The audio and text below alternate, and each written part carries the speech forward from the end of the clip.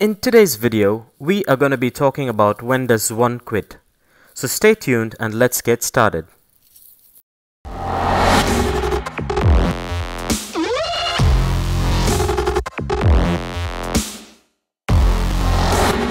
Hello and welcome to Dnation's What the Fact series When Do You Quit bonus episode. So here we go. In this video, I would like to share my thoughts and views on when not to quit and when you actually need to. I hope you get something out of this and it resonates in you and makes a difference. Quitting and not quitting makes or breaks an individual's life. I know this video is about when do you quit collecting. Well, let me tell you something. This is more of a lifestyle tip that will help you in every walk of life. And the simple tip I could give you is know the things you should never quit on and the things you require to quit on, and apply the same principles to whatever you do, including your hobby of collecting. So let me begin with one of my favorite quotes by Seth Godin. Winners quit fast, quit often, and quit without guilt.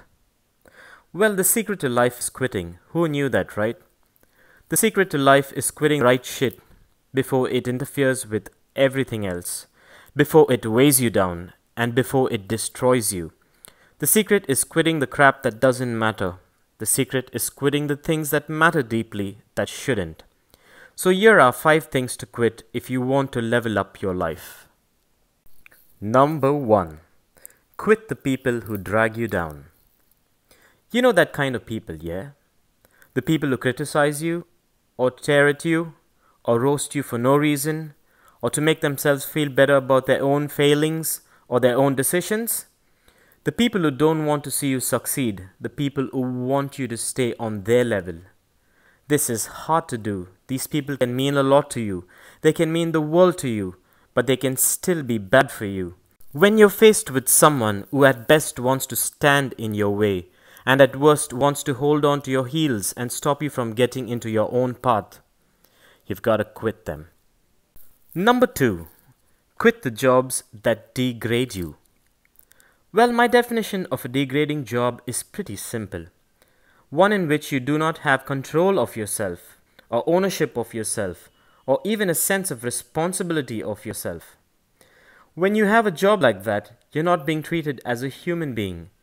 And that level of degradation is only going to affect your life in more and more negative ways.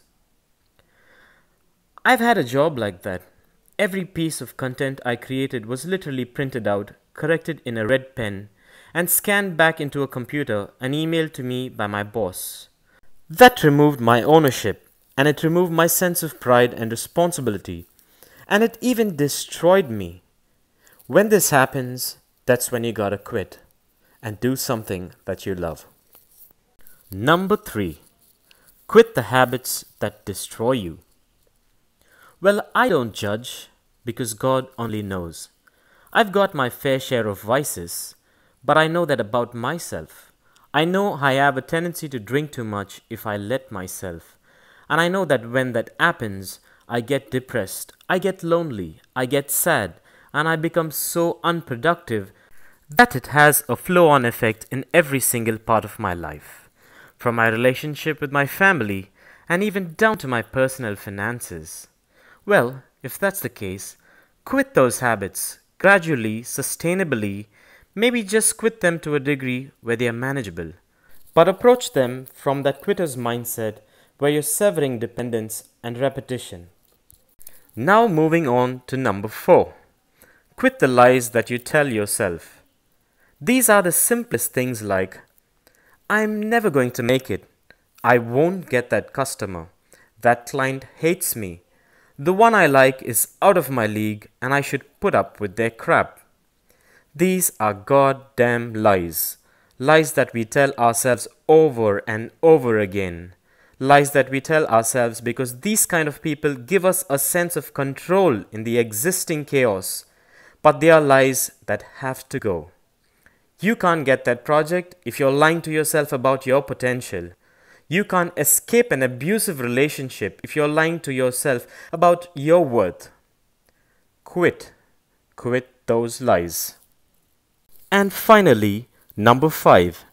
Quit the lies you tell everyone else. Things like, how are you doing?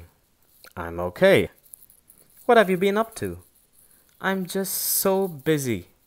Are you happy? I'm getting there.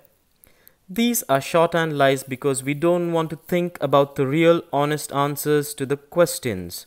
And they are just some of the dozens of lies we tell others on a daily basis. We need to start opening up with honesty. How are we doing? Either not great or simply amazing, depending on which statement is the goddamn truth. What have you been up to? Either playing games or watching videos on your laptops when we should be working, or closing deals worth a bunch, depending on which statement is true. Do we want to go out to a party? It's either a yes or a no. So quit lying instead of facing up to the truth. If your goals are important to you, if leveling up is important to you, learn how to be a quitter when required. It's the people who hold on to their crap until their dying breath will be the ultimate losers. So these are my thoughts on what quitting means. Take these tips and apply it to every walk of life, be it your personal life or even your hobbies. Because at the end, it is you who's got you. So live, laugh, learn, love, and keep collecting. So this wraps it up for What the Facts, When Do You Quit episode. Thank you for joining me on this What the Facts series. I hope you enjoyed it and got something out of it. And if you guys enjoyed this video, give it a massive thumbs up and don't forget to share it. And if this is your first time here, please smash that subscribe button and click the bell icon so you don't miss out on any interesting upcoming episodes. If you care to share your views and thoughts on this topic, please do drop a comment below so we can discuss, learn, and resonate our thoughts and ideas further, which will help us get more efficient at what we do. Well, this comes to the end of this episode, so thank you for watching once again. Take good care, and I'll see you on the next one.